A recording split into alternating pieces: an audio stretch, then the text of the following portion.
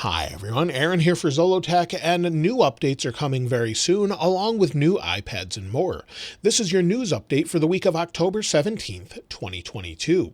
Now, Apple yesterday announced the support of spatial audio for 5 Mercedes-Benz vehicles, the latest electric EQS, EQS SUV, EQE, the latest S-Class, and Maybach. So they should all get spatial audio, and you'll see it says premium immersive spatial audio to drivers worldwide.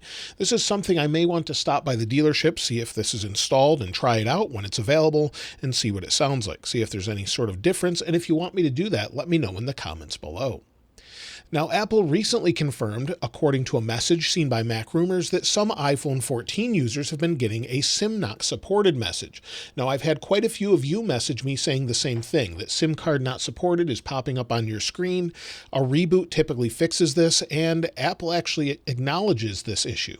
So they've said that after this message shows up, the iPhone may entirely freeze, according to the memo. Apple says it's investigating the issue and notes that it's not a hardware issue, but is related to software. So that's something they need to resolve. Seems like there's more and more iPhone 14 issues. Hopefully that will be resolved with a new update. A couple years ago, I did a video from Level Lock where you can actually unlock your door using your iPhone with Siri. However, it did not support HomeKit. They've now released this in the Apple stores with Level Lock Plus, and it supports HomeKit, so you can use your Apple Watch. My friend Quinn over at Snazzy Labs was able to do this with his phone, just bringing it up to his lock. It unlocks the lock. You can use your Apple Watch as well.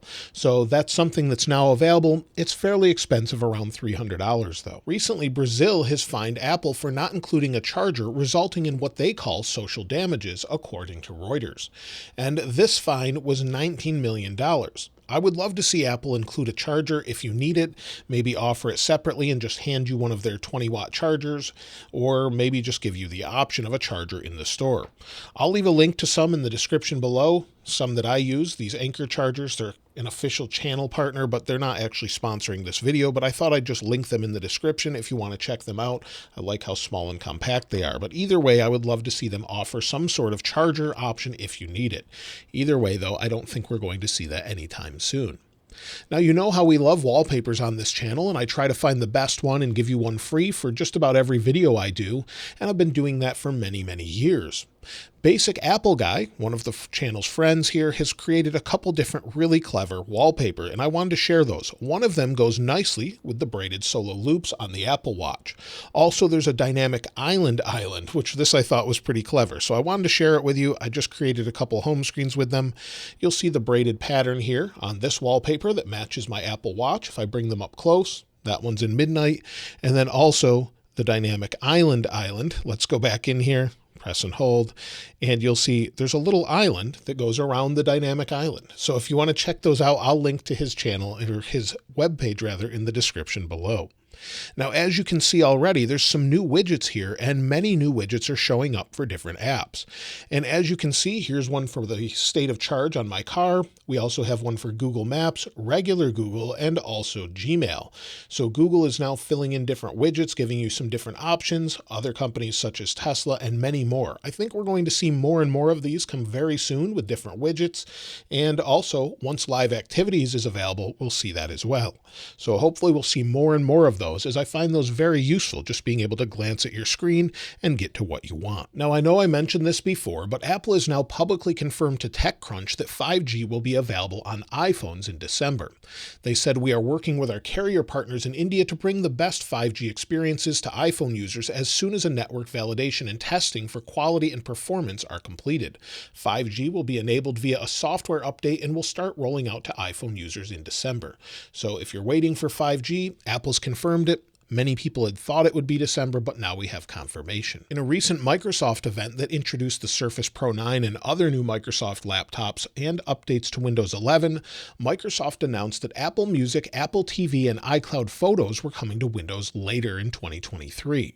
They also released Apple Music on Xbox, and you can get that now. So if you're using Windows, you have an Xbox, and you want to use Apple Music, it should be easier very soon on Windows and very, very soon or already on Xbox. A little while ago, 1Password was updated to a new version, 1Password 8. It's available on iOS and Android, and now there's a new Apple Watch companion app.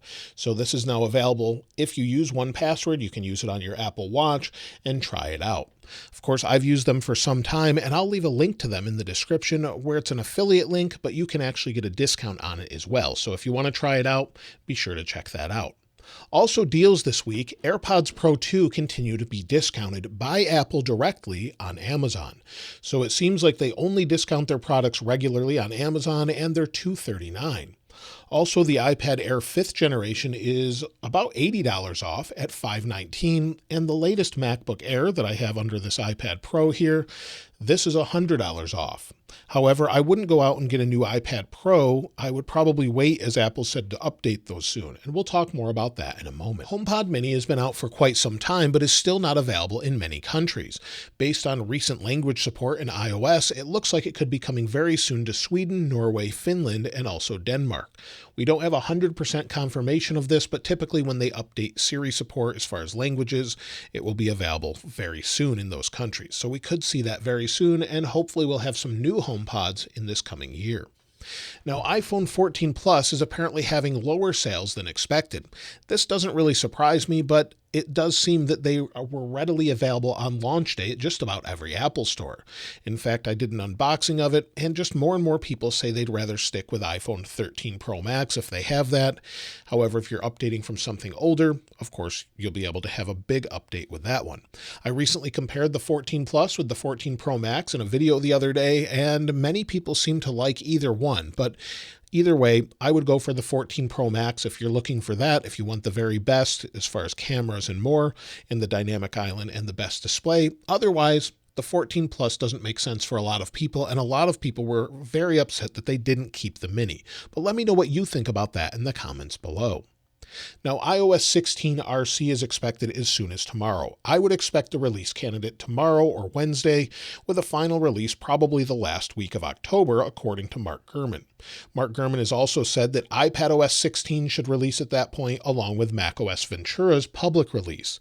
So I would expect a release candidate this week for iOS, your watch, as well as iPad and more. So hopefully we'll see that with a final release very, very soon. We've been waiting for these latest releases, and Apple says they should be out in October.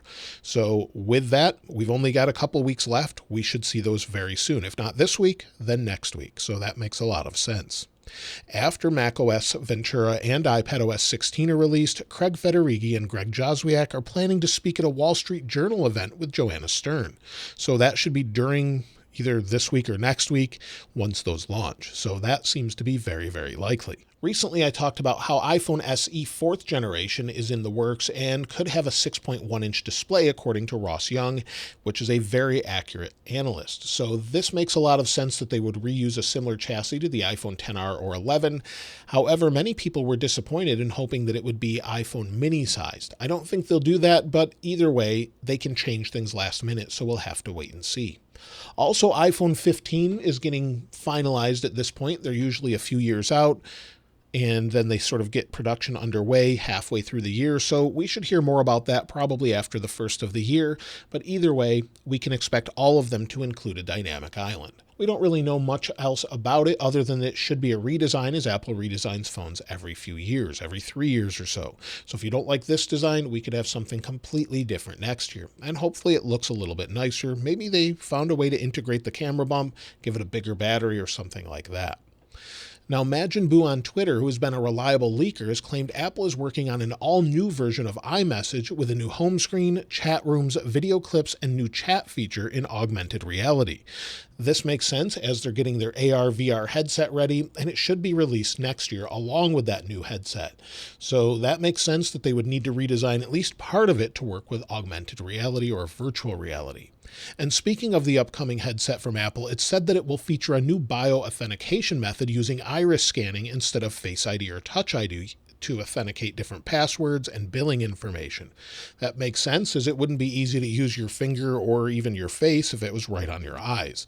So everyone's iris is different, and that should be a good secure way to authenticate. Now, as I mentioned during the deals part of this video, I wouldn't purchase an iPad Pro just yet, as we're expecting them within the next couple of days to be pushed out through an announcement.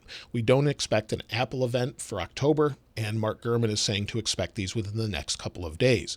New iPads Pro, a 11-inch that doesn't have mini LED, unfortunately, and a new 12.9, both with an M2 processor inside. So what else would be new? We're not really sure, but it is said to possibly have wireless charging, so we could see something like that. But either way, don't expect a major redesign. We're also expecting an updated version of the 10.2-inch iPad, which I've stated a few times should look similar to the iPad Air. So it's said to look very similar, have squared off edges with Touch ID, similar to this device, and that should be shown very, very soon as the least expensive version. What will be inside, we're not really sure, but we should see that soon, and we're starting to see different cases show up. So we've seen some cases on different websites, and now we're seeing them in Target stores as well, according to a recent story by MacRumors. So it looks like it's going to be available very, very soon. Also, along with that announcement, expect updated M2 Pro and M2 Max processors to go along with an updated version of the 14 and 16-inch MacBook Pro. It makes sense it would just be sort of a spec bump, but we're still waiting for Mac Pro. Apple said they've yet to release that. I want to see a Mac Pro and a 27-inch iMac. I've had quite a few people ask me recently about iMacs, which one to get.